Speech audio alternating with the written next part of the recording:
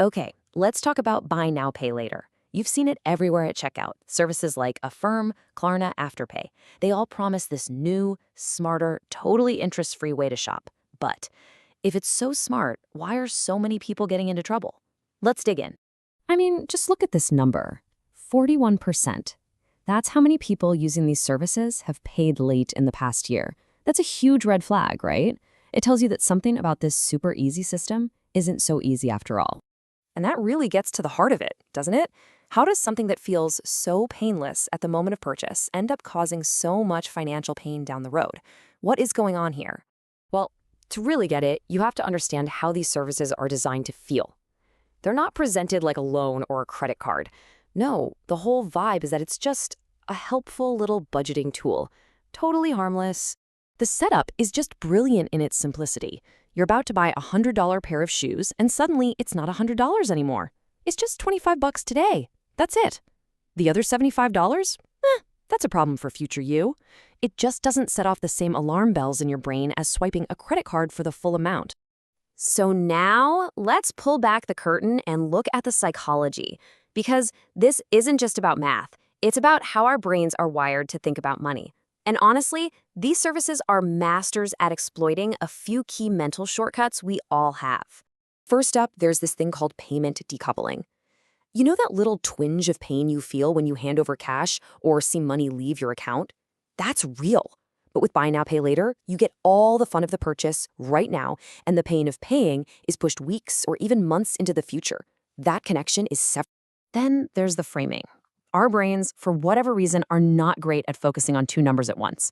So when you see 4 payments of $25, your brain just latches onto the 25. It's small, it's manageable, and that big, scary $100 total, it just kind of fades into the background. And here's the kicker, the 0% interest illusion. We've all been trained to think interest equals bad debt. So when we see 0% interest, our brain doesn't file this under taking out a loan. It files it under smart shopping or good deal, even though, let's be clear, it is 100% a loan. So, okay, one of these plans on its own might seem fine, but the real trap isn't that one purchase.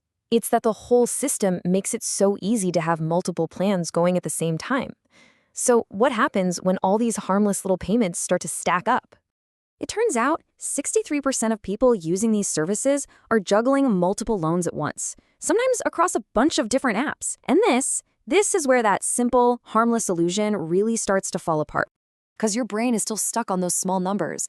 You're thinking, okay, I've got $25 coming out for Klarna this week, and maybe $30 for Afterpay next week. Each one in a vacuum feels totally doable, no big deal. But here's the step our brains almost never take, adding it all up. All those little scattered payments suddenly become a huge $300 chunk of your monthly budget that you never actually planned for. It just appears. And look, this isn't just some interesting psychological quirk. This illusion has very real, very serious consequences, especially for the people who are already in a tight spot financially.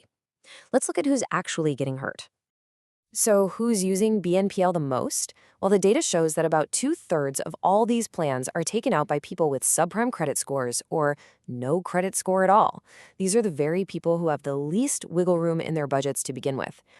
And get this, Buy Now, Pay Later isn't replacing high-interest credit cards. It's being stacked right on top of them. The average BNPL user carries almost $900 more in credit card debt than someone who doesn't use these services. It's just another layer of debt, creating this dangerous illusion of control. Now, this whole problem gets put on steroids during one specific time of year, the holidays. You've got intense marketing, you've got family pressure. It's basically the perfect storm for making risky financial choices. And yeah, the numbers back it up. During the holiday season, the use of these services just explodes. We're talking spikes of 300 to 400%. It's pushed right alongside Black Friday deals as just a normal, helpful way to manage all that extra spending. And you can see why it works so well. I mean, look at this. When you have nearly everyone, like 94% of Canadians here, already stressed out about how they're going to afford the holidays, an offer to get everything now and worry about it later feels like a lifesaver. It's incredibly hard to say no to. Okay, so we've taken the trap apart, we've seen how it works. Now let's talk about how to disarm it. The idea isn't that these tools are evil, but that you have to be incredibly intentional and build some defenses against all those psychological tricks. So here are 4 simple rules that can make a huge difference. First, the one plan at a time rule, no exceptions. This completely short circuits that loan stacking problem we talked about. Second, treat it as full debt on day 1. As soon as you buy the item, immediately move the entire cost into a separate savings account. This is huge. It brings back that pain of paying that the system is designed to remove.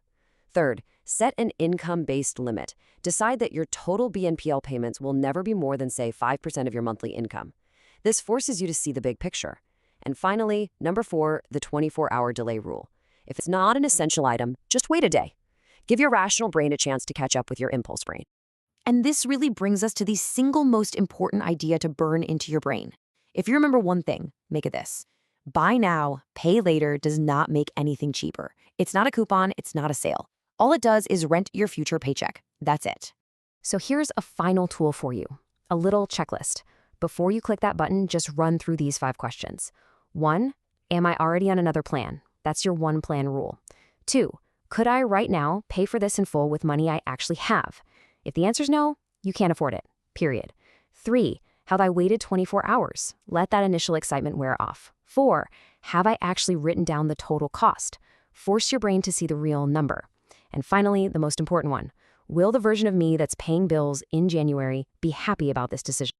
And that really leaves us with this final thought. The real goal here isn't just about dodging a debt trap. It's about changing how you think. So the question to ask yourself is, how do you make that shift? How do you stop thinking about just affording the payments and start thinking about the much bigger, more important goal of protecting your future?